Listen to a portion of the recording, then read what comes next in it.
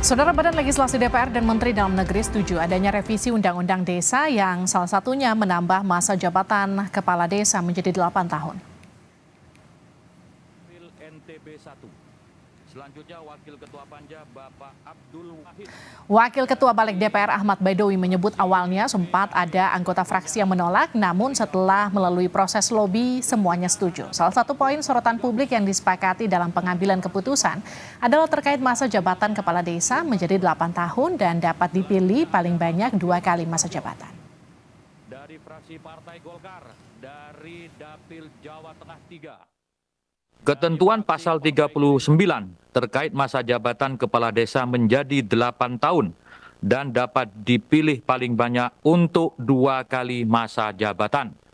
Seluruh fraksi, 9 fraksi di DPR pada awalnya tetap menginginkan 9 tahun kali 2 periode, tetapi setelah dilakukan lobi politik bersama pemerintah, semua bulat menyepakati 8 tahun dan maksimal 2 periode.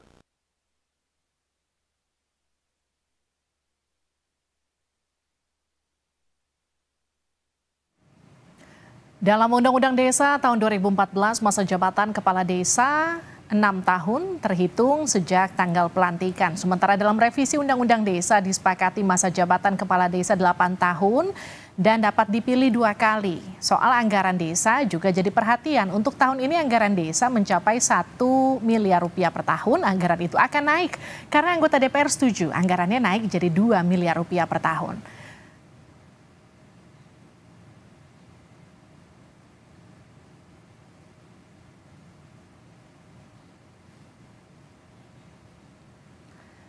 Soal anggaran desa juga jadi perhatian setelah naik jadi 2 miliar rupiah per tahun setelah sebelumnya 1 miliar rupiah per tahun.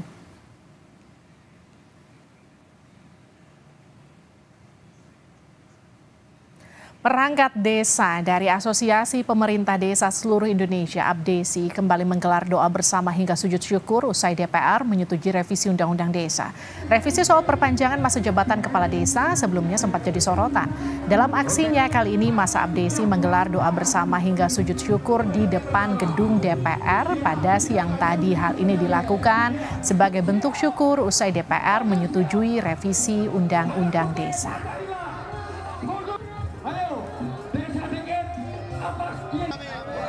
Terasa sekali polarisasi di masyarakat ketika 6 tahun emang begitu singkat.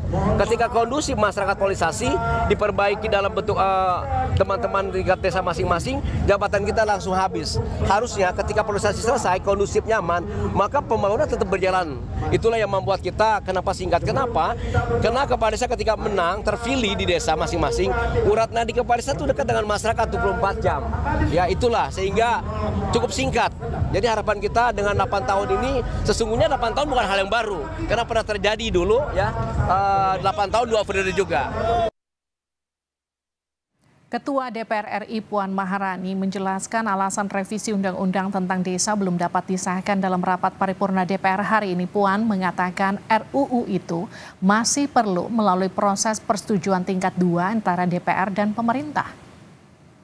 Semalam kami sudah membahas hal tersebut, hanya tadi juga sudah disampaikan bahwa ada mekanisme yang kemudian harus sama-sama kita sepakati, sama-sama kita pahami untuk kita selesaikan dengan baik dan benar.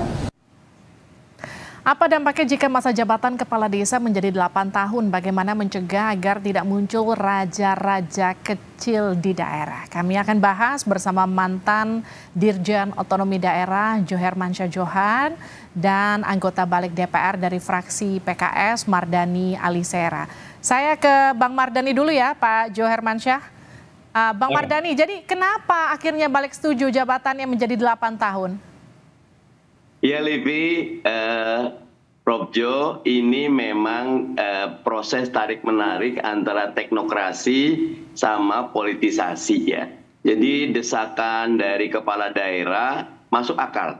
Mereka merasa waktu recovery-nya itu terlampau pendek, 6 tahun itu bisa, karena lingkupnya kecil desa, pembelahannya agak tajam. Sehingga mereka berharap waktu kerjanya menjadi sedikit. belum bekerja sudah pilkades lagi. Belum lagi memang ini catatan besar kami. Kami menginginkan pilkades Probjo itu murah dan mudah, nggak seperti sekarang yang high cost, yang akhirnya money politiknya tinggi. Dan karena desakan-desakan ini agak lucu, kemarin itu ada 11 negatifnya kalau 8 atau 9 tahun, tapi cuma 2 keuntungan kalau 8 tahun.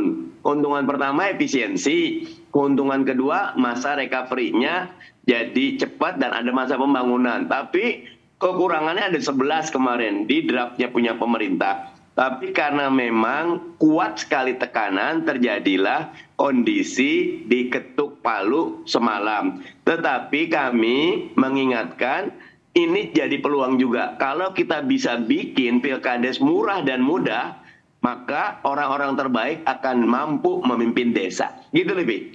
Iya, tapi bukankah terlalu lama jika 8 tahun dan bisa dipilih lagi 2 kali, artinya 16 tahun?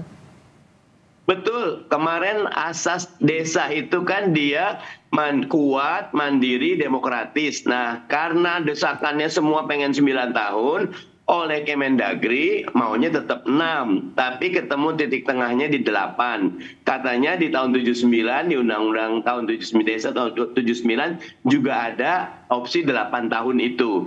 Tapi kalau buat saya ini memang quote and unquote kemenangan teman-teman kepala desa yang terus menerus, walaupun kami coba melakukan proses teknokrasinya di PP-nya nanti. Baik, saya ke Prof Jo. Prof Jo, dampaknya apa sih kalau jabatan ini jadi terlalu lama? Karena kalau 2 kali artinya jadi 16 tahun, dalam satu periodenya 8 tahun.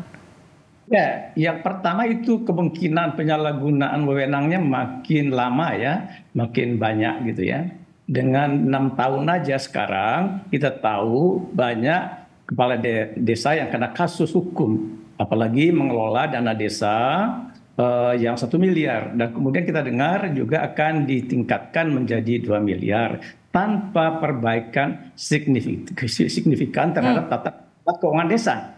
Kita tidak tahu bahwa sekretaris desa, kepala seksi di sana itu adalah tim suksesnya kepala desa. Jadi nggak mampu mengelola keuangan desa secara prudent ya, secara objektif. Itu pertama. Yang kedua, mandeknya demokrasi di desa. Pada desa itu adalah tumpuan untuk demokrasi di level paling bawah kan. Nah, otonomi desa adalah berbasis kepada asal usul dan tradisi. Jadi itu menjadi dikesampingkan. Jadi menurut saya kalau basisnya adalah kepada pengalaman undang-undang zaman Orde Baru, undang-undang yang ada nomor 5 tahun 79, itu kita keliru.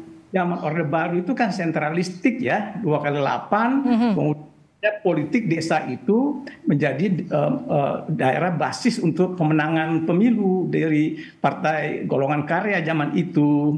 Kepentingan politiknya sangat kuat.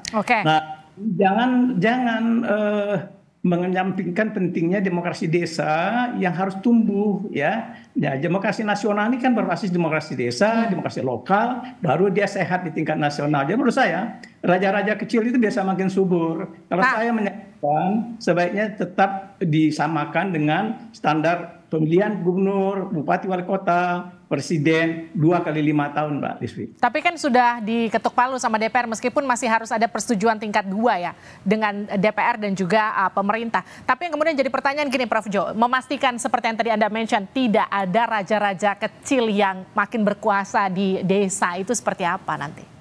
Nah itu dia. Jadi bisa nggak desa itu punya kontrol pengawasan yang kuat dari masyarakat desanya sendiri. Dalam praktek, power kepala desa itu sangat besar dan orang nggak berani men-challenge dia di level desa, di mana masyarakat sipilnya belum tumbuh dan kuat ya.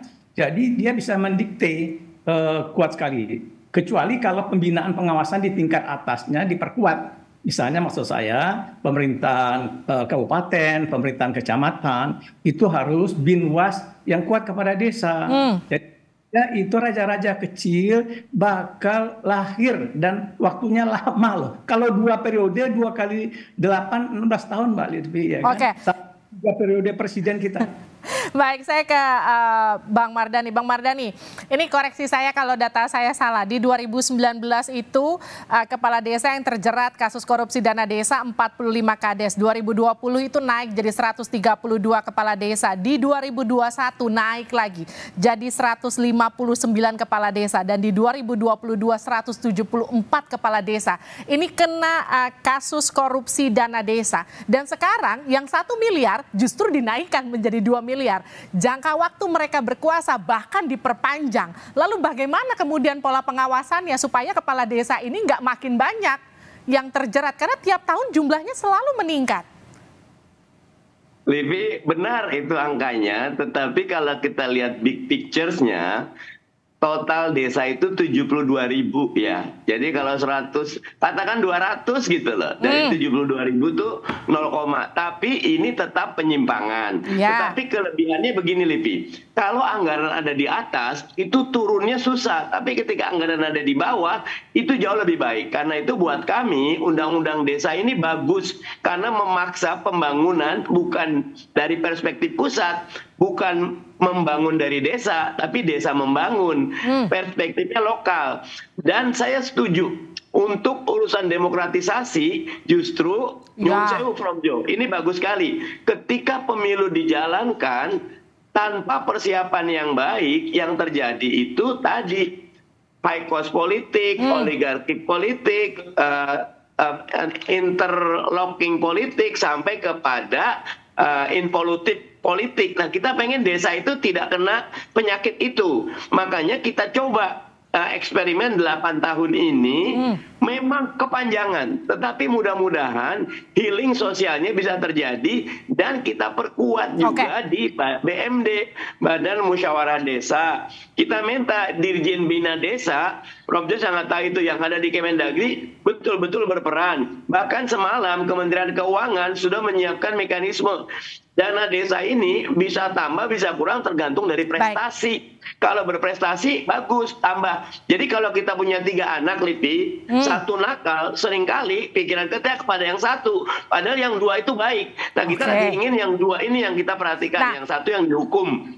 Tapi kan bagaimanapun kita tetap harus ada perbaikan, karena kalau misalnya dari sisi katakanlah dari sisi masa mereka berkuasa sudah diperpanjang menjadi 8 tahun, dari sisi anggaran sudah ditambah. Tapi kan kita juga punya PR pengawasan supaya kemudian pengawasannya juga tetap berjalan, karena secara logika ketika sesuatu itu mudah disalurkan ke bawah, itu juga mudah disalahgunakan. Nah, bagaimana kemudian pengawasan ini nanti lebih detailnya, Bang Mardhani?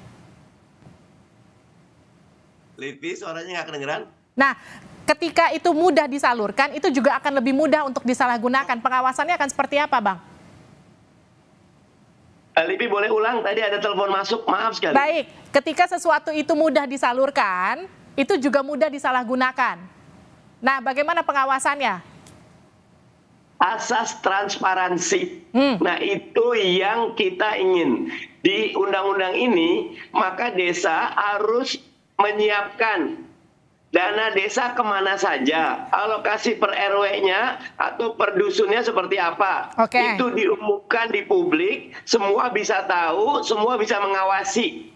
Sehingga dengan di undang-undang ini kita ingatkan, bahkan Kementerian Keuangan, Prof. Jo, siltapnya selama ini gaji kepala desa dan perangkat itu nyangkut di kabupaten. Sekarang mereka langsung ke rekening desa. Artinya kita udah kasih wewenang, kita kasih anggaran, kita gaji dengan baik, kita minta transparansi, kita minta profesionalitas, kita minta mereka benar-benar membangun desa. Begitu, Livi. Bang Mardhani, ini kan 8 hari jelang pemilu ya. Boleh nggak kalau kita berasumsi ini karena tekanan elektoral sampai akhirnya DPR ketok palu, dana desa ini kemudian disetujui? Meskipun di paripurnanya masih belum ya? Belum ada pengambilan keputusan tingkat 2. Kami masih ada waktu untuk mengawasi, merevisi, bahkan memperbaiki. Oke. Terima kasih Prof. Jo, terima kasih juga Bang Mardhani sudah hadir di Sapa Indonesia Malam, sehat-sehat selalu.